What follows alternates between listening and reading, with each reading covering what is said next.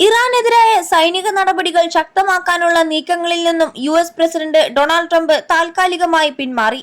പശ്ചിമേഷ്യയിലെ യുഎസ് സേനയുടെ പക്കലുള്ള പ്രതിരോധ മിസൈലുകളുടെയും പാട്രിയറ്റ് മിസൈലുകളുടെയും ശേഖരം ഗണ്യമായി കുറയുന്നുവെന്ന പെന്റഗണിന്റെയും ഉന്നത സൈനിക ഉപദേശകരുടെയും മുന്നറിയിപ്പിനെ തുടർന്നാണ് ഈ തീരുമാനമെന്ന് റിപ്പോർട്ടുകളുണ്ട്. ഇറാനിലെ സൈനിക ഊർജ ആണവ കേന്ദ്രങ്ങളെ ലക്ഷ്യമിട്ട് വൻ വ്യോമാക്രമണങ്ങൾ നടത്താൻ ട്രംപ് ആലോചിച്ചിരുന്നു. എന്നാൽ ഇത്തരമൊരു പോരാട്ടം മേഖലയിലെ യുഎസ് സൈനിക താവളങ്ങളെ പ്രതിരോധമില്ലാത്ത അവസ്ഥയിലാക്കുമെന്നും ആഗോള സാമ്പത്തിക രംഗത്തെയും ഊർജ പ്രതിസന്ധിയെയും കൂടുതൽ സങ്കീർണമാക്കുമെന്നും സൈനിക ഉദ്യോഗസ്ഥർ മുന്നറിയിപ്പ് നൽകി. അടച്ചിട്ട മുറിയിൽ നടന്ന ട്രംപിന്റെയും ക്യാബിനറ്റ് അംഗങ്ങളുടെയും ഉന്നതതല യോഗത്തിലാണ് മിസൈൽ ക്ഷാമം സംബന്ധിച്ച ആശങ്കകൾ പെന്റഗൺ പങ്കുവച്ചത്.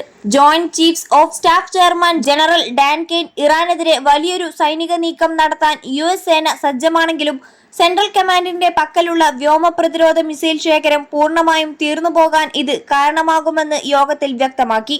കഴിഞ്ഞ രണ്ടാഴ്ചയായി ജോർദാൻ, കുവൈത്ത്, ബഹ്റൈൻ, യുഎഇ എന്നിവിടങ്ങളിലെ യുഎസ് സൈനിക താവളങ്ങൾക്ക് നേരെ ഇറാൻ വൻതോതിൽ ബാലിസ്റ്റിക് മിസൈൽ ഡ്രോൺ ആക്രമണങ്ങൾ നടത്തിവരികയാണ്. ഇതിൽ ജോർദാനിലെ താവളത്തിന് നേരെയുണ്ടായ ആക്രമണത്തിൽ 3 യുഎസ് സൈനികർ കൊല്ലപ്പെടുകയും ചെയ്തിരുന്നു. വെള്ളിയാഴ്ച ചേർന്ന യോഗത്തിന് തൊട്ടുമുൻപ് വരെ ഇറാനെതിരെ അതിശക്തമായ ആക്രമണത്തിന് ട്രംപ് ഒരുങ്ങിയിരുന്നു. 21 ലക്ഷത്തോളം സന്തുഷ്ടരായ ഉപഭോക്താക്കളും 2 ലക്ഷത്തോളം തിമിര ശസ്ത്രക്രിയകളും പൂർത്തിയാക്കിയ മലബാറിലെ ഏക കണ്ണാശുപത്രി Al Salama high hospital, hospital road, Perinthalmanna.